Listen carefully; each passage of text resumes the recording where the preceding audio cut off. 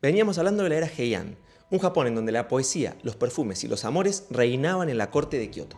La literatura florecía, los Fujiwara manejaban la corte desde la cuna y parecía que la paz iba a durar para siempre. Pero lejos de la capital, el país era otro. Impuestos que no llegaban, campesinos agotados y guerreros que empezaban a decidir con espadas lo que en la corte ignoraban con abanicos. En este capítulo hablaremos de la burbuja de la era Heian y sus grietas. Vamos a verlo.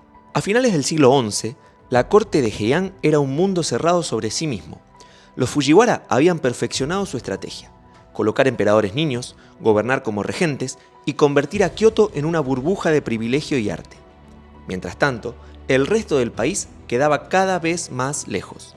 Las carreteras estaban descuidadas, los mensajeros tardaban semanas en llegar y los problemas del pueblo apenas aparecían en la corte. Los impuestos, que debían alimentar a la corte, cada vez eran más difíciles de cobrar. Muchas tierras se habían convertido en shōen, propiedades privadas exentas de impuestos controladas por templos o clanes locales. Traducido, en Kioto se recitaban poemas sobre la niebla de otoño y en el campo decían: ¿impuestos? ¿A quién le voy a pagar? El país se estaba vaciando desde abajo y parecía que nadie se daba cuenta. Los shōen eran un problema enorme. No pagaban impuestos, no obedecían a los burócratas de Heian y cada dueño, templo o clan tenía su propio ejército de guardaespaldas. Los campesinos trabajaban para señores locales y la autoridad del emperador era más simbólica que real. Entonces, en ese vacío de poder, nace la figura del samurái como protector de estas tierras privadas.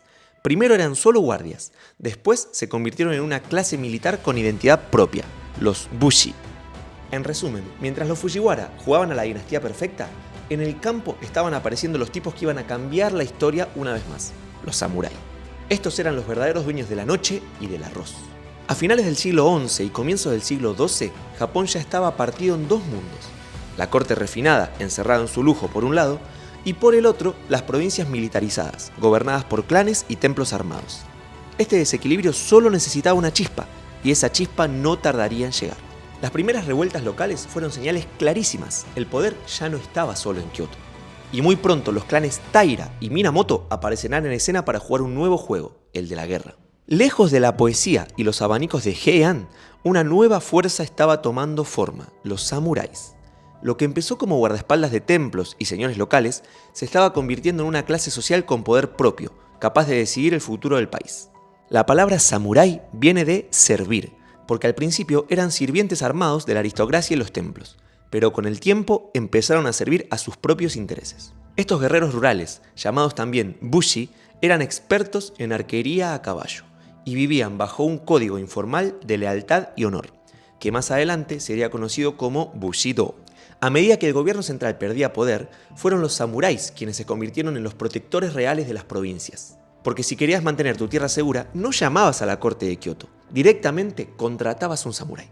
Y acá empieza la verdadera historia de acción japonesa. Hasta ahora teníamos poesías, abanicos y perfumes, pero ahora entran tipos que decían las cosas con arcos y katanas.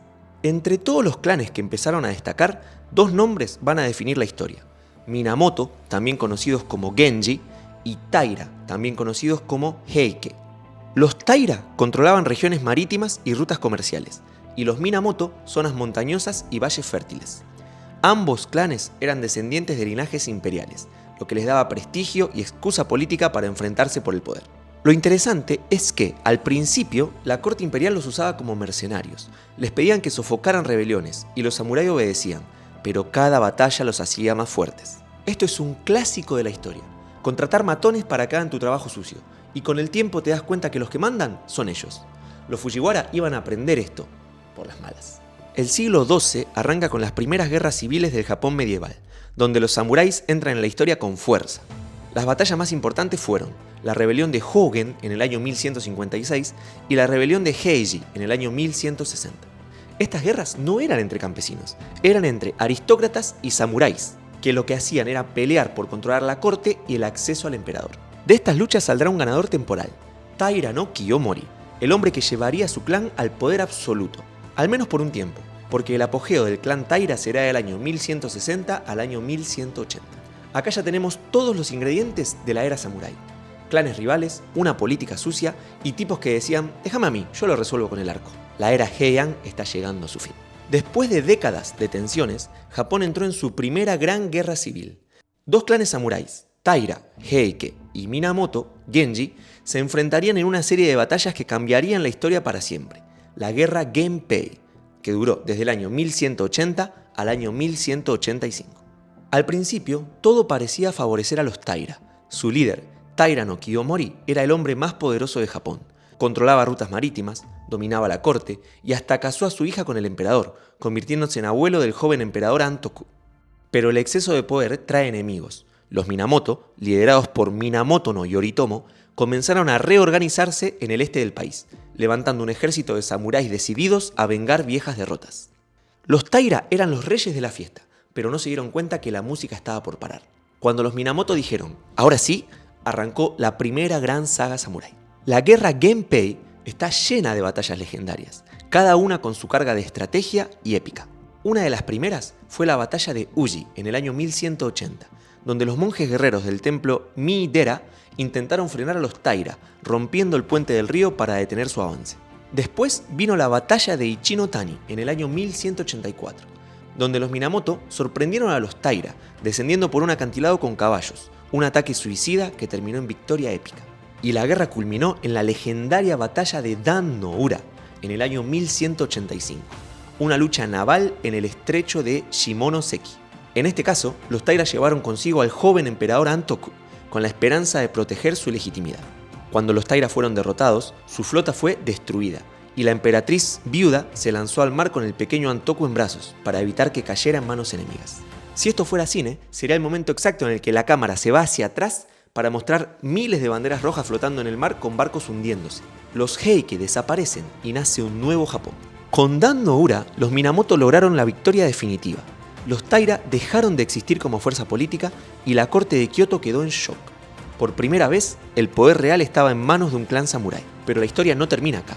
Minamoto no Yoritomo no se confirmó con solamente ganar, que cambiará a Japón, sino que estaba a punto de crear una nueva forma de gobierno que, una vez más, cambiará a Japón durante siglos. Con la victoria Minamoto en 1185, Japón dejó atrás siglos de dominio aristocrático. La era de los perfumes, poemas y cortes refinadas había terminado. Comenzaba una era de armaduras, espadas y gobierno militar. El gran vencedor de esta transición fue Minamoto no Yoritomo.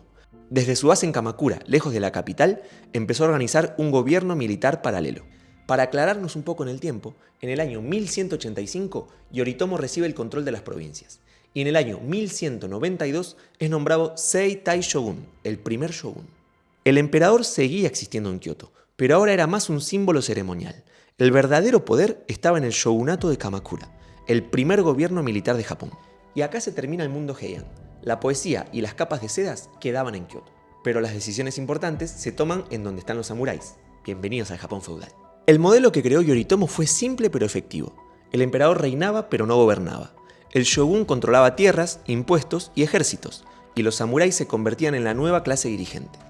Este fue el inicio de la era Bakufu, literalmente gobierno de tienda de campaña, llamado así porque nació del poder militar. A partir de ahora, Japón funcionaba como un estado feudal. Los samuráis servían al shogun y los campesinos trabajaban la tierra bajo su protección. ¿Te acordás de los Fujiwara que controlaban todo desde la cuna? Bueno, ahora manda el que sabe pelear. La política se volvió de acero. Con el ascenso de los Minamoto y el shogunato, la era Heian llega a su fin. La corte de Kioto seguirá existiendo, escribiendo poemas y disfrutando de festivales, pero nunca volverá a tener el poder real que tuvo.